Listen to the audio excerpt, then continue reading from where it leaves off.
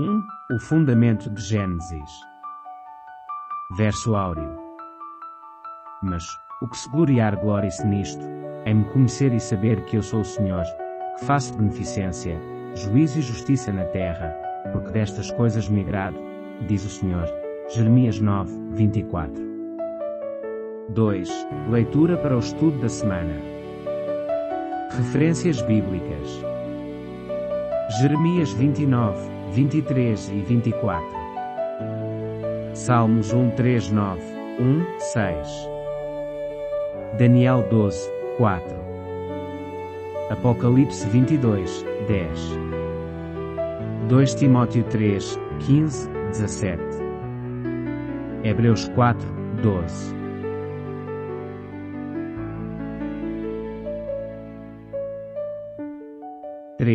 Introdução. Desafios na interpretação da profecia. Discordâncias entre cristãos. Percepção de que o estudo da profecia é uma perda de tempo. Evitação de livros como Apocalipse. 4. Contexto histórico. História cristã. Primeiros 18 séculos. Concordância sobre as mensagens das profecias. Unidade desejada por Deus. Rogo-vos, porém, irmãos, pelo nome de nosso Senhor Jesus Cristo, que digais todos uma mesma coisa, e que não haja entre vós dissensões. Antes, sejais unidos, no mesmo sentido, e no mesmo parecer. 1 Coríntios 1, 10. 5.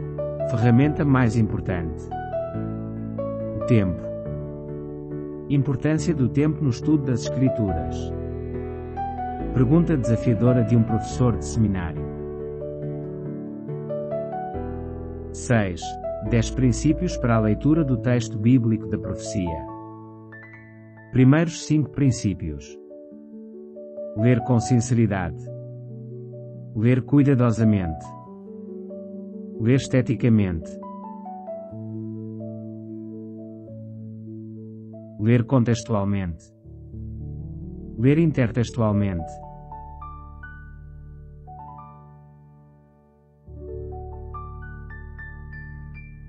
Sete. 10 princípios para a leitura do texto bíblico da profecia. Continuação. Últimos 5 princípios. Ler espiritualmente. Ler inteligentemente. Ler corporativamente. Ler existencialmente. Ler eticamente.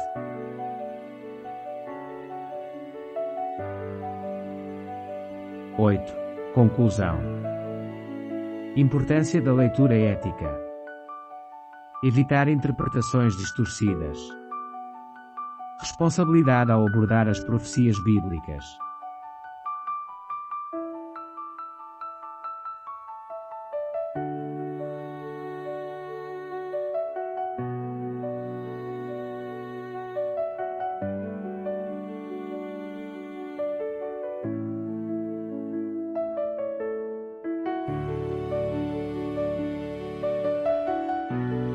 O princípio da primeira menção.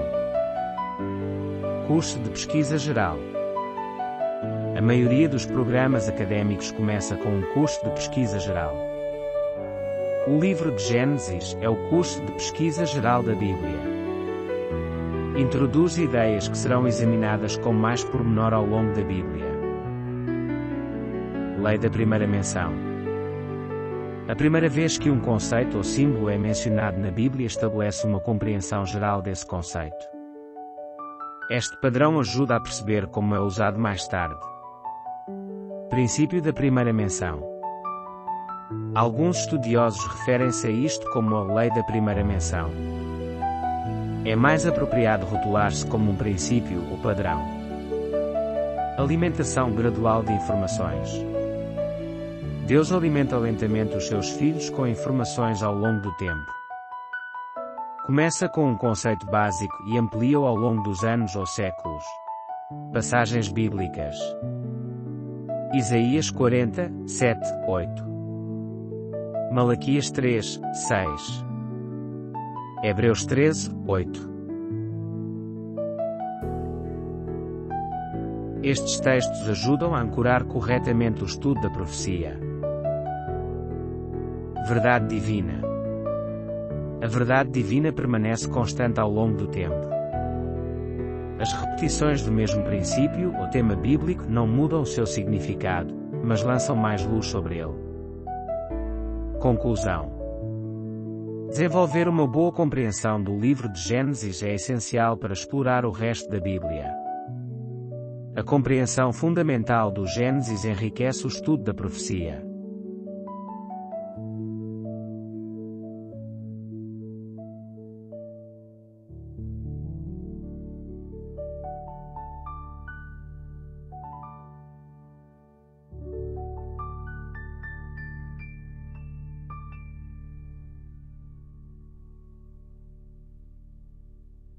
Compreendendo o amor de Deus.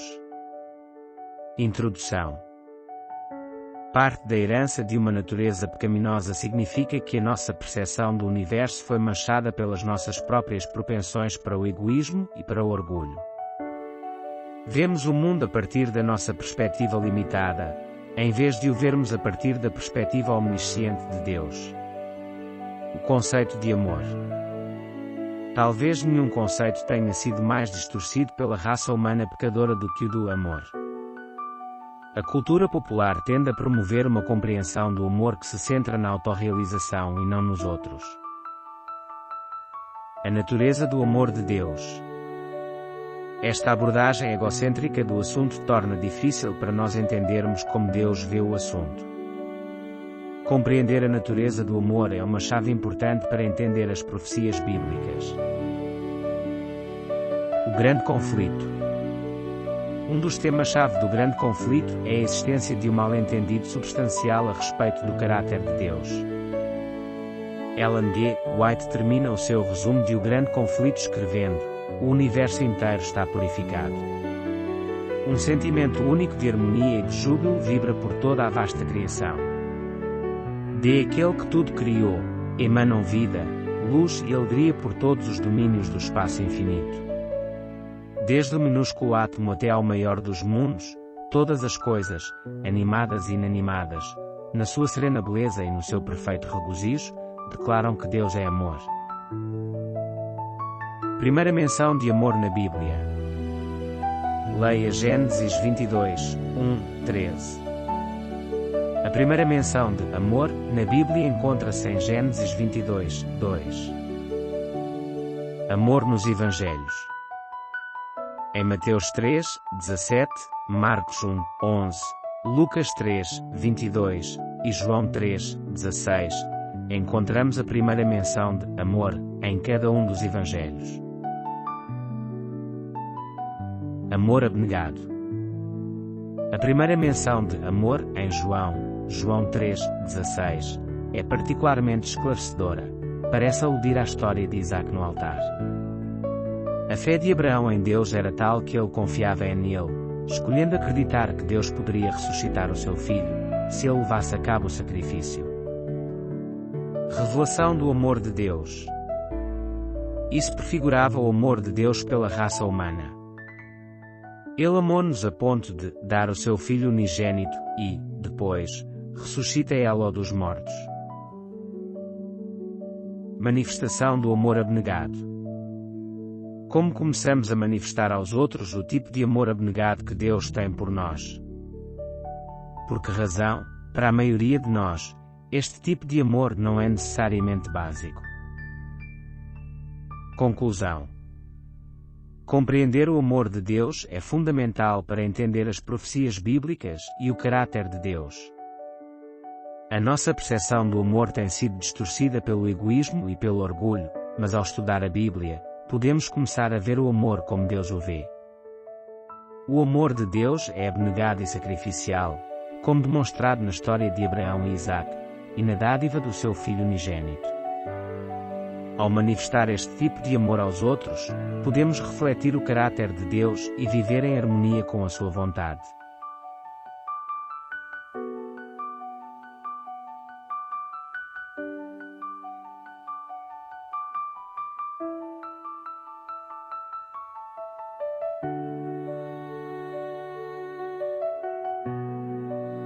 A importância do cordeiro na Bíblia.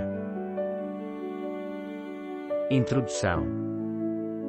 A primeira menção bíblica de um sé, hebraico, um cordeiro, ocorre na mesma história que a primeira menção de amor, Gênesis 22. O cordeiro é um dos símbolos mais recorrentes encontrados no livro de Apocalipse, onde Jesus é chamado o Cordeiro mais de 20 vezes. Numa das cenas mais poderosas de Apocalipse, a visita de João à sala do trono de Deus, nos capítulos 4 e 5, o Cordeiro desempenha o papel central. A pergunta de Isaac. A primeira menção de um sé, Cordeiro, na Bíblia vem na forma da pergunta de Isaac: onde está o Cordeiro? Gênesis 22, 7. Curiosamente, o resto da Bíblia responde a essa pergunta com grande pormenor. Os outros 38 livros do Antigo Testamento conduzem o leitor ao longo de um caminho em que a pergunta de Isaac é progressivamente respondida com mais e mais pormenores, desde os rituais da Páscoa até à atividade inicial de David como pastor. Toda a história é pontuada por inúmeras profecias messiânicas, que antecipam a resposta à pergunta de Isaac. No Novo Testamento, a pergunta é respondida quando Jesus aparece em carne e osso, ministra entre o seu povo, e, finalmente, sacrifica a sua vida na cruz. O Cordeiro de Deus. Veja-se a primeira menção de um cordeiro no Evangelho de João, em João 1, 29, 34. Quase parece que João Batista está a responder pessoalmente à pergunta de Isaac.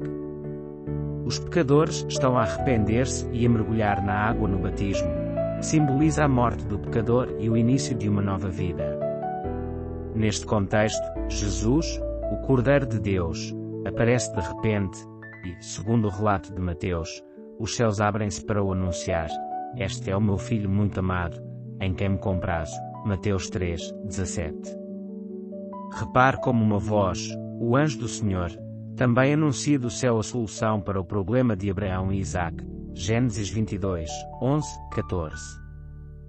Quando se entrelaçam todos os fios, fica claro que Jesus, o Cordeiro de Deus, é o nosso substituto. Conclusão. Saber que Jesus é o nosso substituto é fundamental para a nossa salvação. Sem Ele, como substituto, especialmente no julgamento, não teríamos esperança.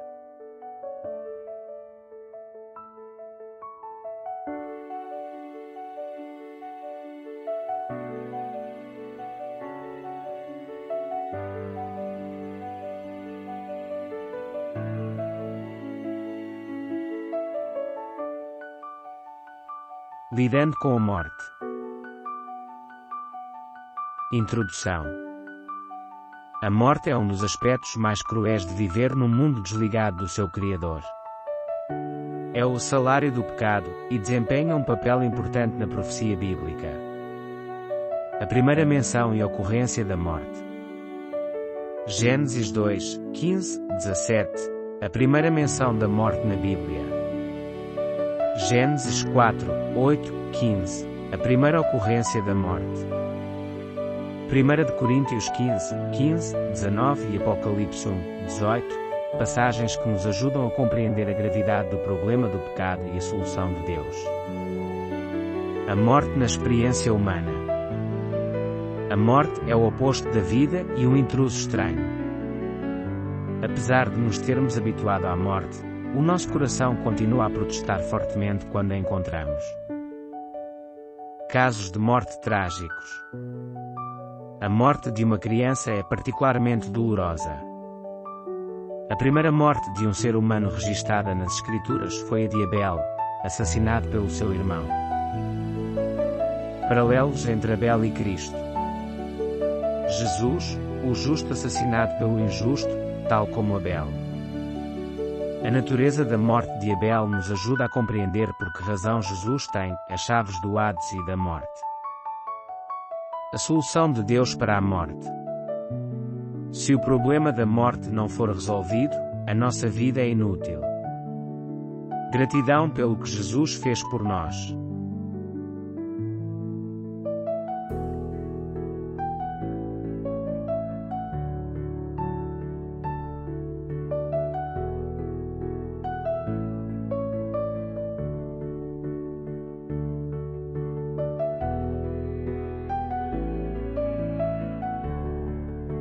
A serpente. Tema principal: a questão do culto no livro do Apocalipse. Personagem central: o dragão, identificado como um facilitador de falsos sistemas de adoração. Comparação de textos bíblicos. Gênesis 3, 1, 5 versus Apocalipse 12, 1, 9. Temas comuns: a serpente e a guerra no céu. Relatos bíblicos. Gênesis: Satanás leva o mundo inteiro a perder-se. Apocalipse: Satanás engana todo o mundo e capacita o poder da besta do mar. Natureza do grande conflito. Imutabilidade: o caráter e a palavra de Deus não mudam. Reconhecimento das armadilhas. Cristãos podem filtrar tendências mundanas e reconhecer armadilhas espirituais. Mudança cultural. Normas sociais, mudanças ao longo do tempo. Mentiras do diabo: não morrereis, e sereis como deuses, na cultura atual. Conclusão. Sabedoria e discernimento, promessa de Deus para evitar as mentiras do diabo.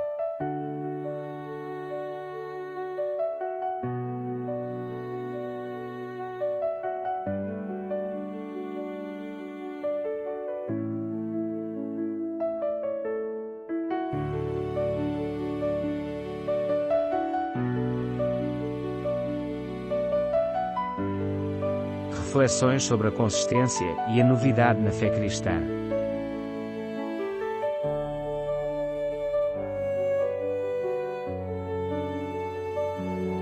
Introdução. Ideias na religião cristã, firmemente ancoradas em acontecimentos históricos. Interação de Deus com a humanidade, estudo de milhares de anos dessas interações. Desafios e reflexões. Cansaço dos cristãos, queixas sobre ouvir as mesmas coisas. Mensagem profética distintiva, percepção de que não há nada novo para aprender. Imutabilidade da mensagem, não significa que seja simplista ou pouco desafiadora. Importância do livro de Apocalipse. Ellen G. White, razões para a escrita do livro de Apocalipse. Ancoragem na fé histórica, para evitar desvios pelo desejo de originalidade. Perguntas para reflexão. Equilíbrio entre aprender algo novo e manter-se ancorado nas verdades. Reação da Igreja às novas interpretações da profecia. Futilidade da vida sem a esperança da ressurreição. Relato da Segunda Guerra Mundial.